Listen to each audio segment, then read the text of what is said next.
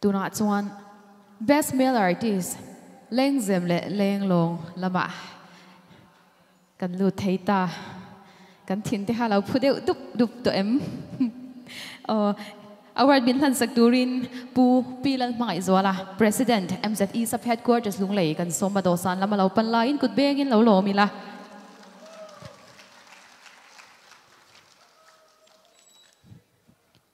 kum sang ni som ni le pakhat November ni nga a hekovel chwa san saitlo masai lo XMLA theirat sha rengnan apapa lelrem bra ta sai lovin best male artist leng zem le leng long hi a sponsor ni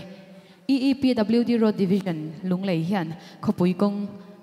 chung kong le khopui bon kong siam na an thok china an malak na afak le ani kan ramtan PWD an lu le ani ke thagim store veng lai lunglei bungbel bungrua le manrua chi sang khol chi sang le parts zor na mun veng lai agent len risk sustain bula imamo ron lam vero le best male artist leng zem le leng long nominee ta chu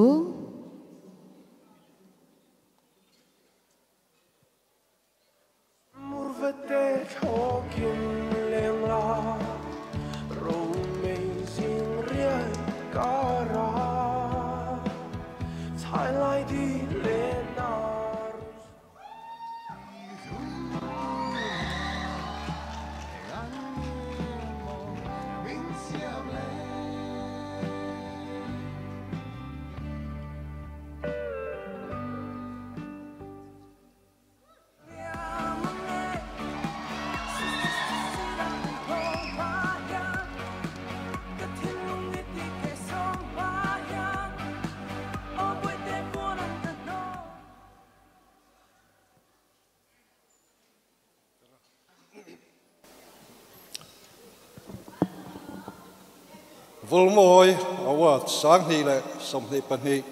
best male artist leng zem leng long dong tu chu van lol mangaya